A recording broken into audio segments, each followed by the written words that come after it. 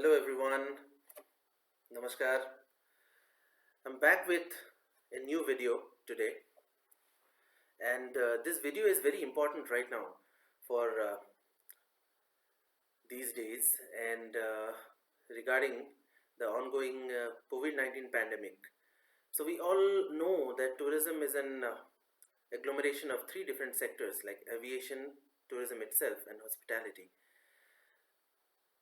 Wherever we go, either we use the services of transportation in which aviation comes, and then for doing tourism, we use the services of hospitality as well. For example, whenever we go to a destination, we stay there. It could be our relative's house, it could be our friend's house, or it could be a hotel. So, mostly it becomes a hotel, and whenever hotel comes, it becomes hospitality. So, today we'll be talking about a very important aspect amidst this COVID-19 pandemic, and that's called international air travel within air bubbles. So, government of India has fixed and presented some rules regarding international air travel, and that includes air bubbles. So, what do you mean by air bubbles? It's not the air bubbles that we know already, like the circular and spherical things filled with air. So that's not the air bubble that we are talking about right now. First of all, I will describe and I will mention the practical definition of air bubble, and that says an air bubble is a bilateral arrangement between two countries under which airlines from both countries can operate international flights with a set of regulations and restrictions. Sounds very confusing and very technical, right? So let's simplify it this way. It is an agreement, or it's a setup, we can say, in a very simplistic term, between two countries uh, within which international air travel can happen. So most of us, like every one of us, knows that because of the COVID-19 pandemic, air travel and international travel has been suspended, more or less 100% suspended. So government of India has formed some practices, or it has formed some kind of laws or regulations with few countries between which international air travel can happen. So I will go into a deeper manner, into a depth, and I would like to say that United Airlines is going to be the first foreign airline to resume flight to and from India.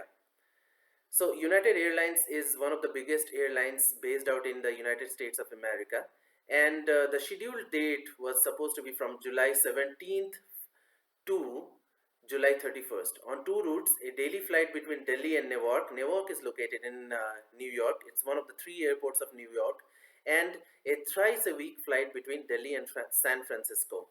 So, this has been decided by the Minister of Civil Aviation of the Indian government, Mr. Hardeep Singh Puri, and he has said that international operations will begin in air bubbles now. So, I have already described what an air bubble is. It's a regulation, or it's a set of laws formed in between two countries where international flight travel is allowed, which will be active with a few countries, including, so there are few countries within which air bubbles have been formed with the Indian government, and the countries include France, US, and the UAE.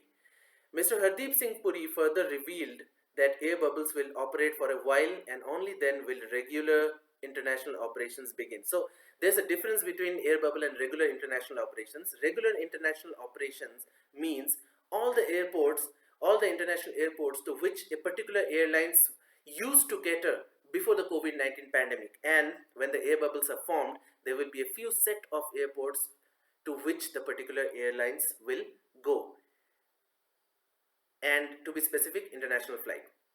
So Mr. Hardeep Singh Puri again said that we formally signed for Air France, operating 28 flights from Paris to New Delhi, Mumbai, and Bengaluru between 18th July and 1st August.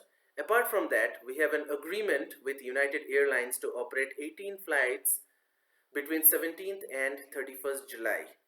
So the Indian government has request from the German from the nation of Germany as well, and we already know that the national flag carrier of Germany is Lufthansa Airlines, but it has still not been activated, or it is still not in place because of some technical or legal regulations, that it will be started soon.